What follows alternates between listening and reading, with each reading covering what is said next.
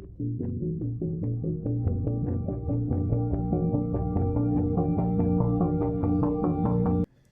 guys, welcome back to the channel. This is Stock Rock. Today I want to go over Robinhood's numbers for Q4 2025.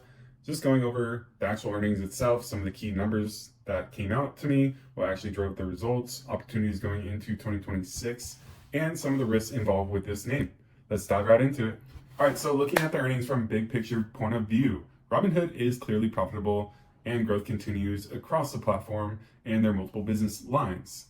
For full year 2025, Robinhood reported total revenue of $4.5 billion, up 52% year over year. Adjusted EBITDA up 76% to $2.5 billion. Adjusted EBITDA margin rose to 56%, and total platform assets hit $324 billion, up 68% year over year. So as you can see from this full year earnings, the company is growing profitability while expanding business lines, multiple business lines, which is exactly what investors want to see. Now focusing on Q4 specifically, Robinhood had quarterly record revenue of $1.28 billion, up 27% year over year, adjusted EBITDA up 24% year over year, net income of $605 million, and diluted EPS of 66 cents. Some of the key points: revenue grew faster than expenses, so margins expanded again.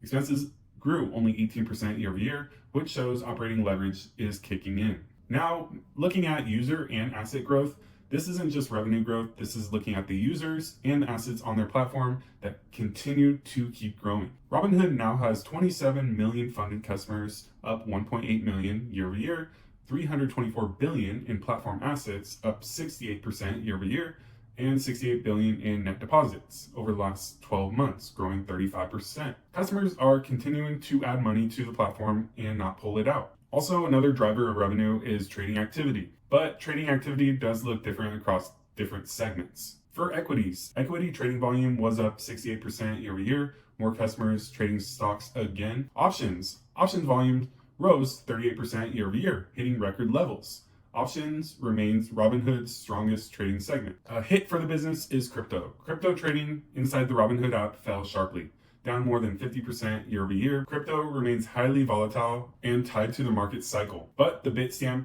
acquisition helped offset some of this decline. Now looking at the revenue breakdown, where the money is coming from, Robinhood's Q4 revenue split: transaction revenue up 15% year over year, $776 million. Net interest revenue, $411 million, up 39% year over year, and other revenue continues growing. One of the big takeaways for me is interest income is becoming a major profit driver for the business. Cash sweep balances and margin borrowing are generating consistent income regardless of trading volume. Then we have Robinhood Gold, the quiet powerhouse for the business. Gold subscriptions are becoming a huge profit engine for the company, now totaling 4.2 million users, up 58% year over year. Now over 15% of all funded customers are Gold members. So you can see that Robinhood is successfully monetizing customers beyond trading fees. And management is pushing a lot of the new several growth engines. We have prediction markets, banking products, retirement accounts, AI trading tools, global expansion, tokenization and crypto, futures and index options trading. Prediction markets alone, analyzed, jumped from 115 million to 435 million. One of the fastest growing segments for the business. So Robinhood is diversifying beyond simple stock trading. Some of the opportunities going forward: profitability achieved, rapid asset growth, subscription revenue growing, expanding product ecosystem, strong balance sheet, continued share buybacks for the business. Some of the risks to watch for Robinhood: crypto is still volatile, trading revenue tied to market activity, regulatory risk around trading practices, competition from Schwab, Fidelity, and crypto exchanges, and a high valuation after a large stock run. But the stock has dropped and valuation is getting a lot more fair. Robinhood does still need strong market participation to sustain growth. Robinhood is simply not a meme stock anymore. It's turning into a profitable, diversified financial platform.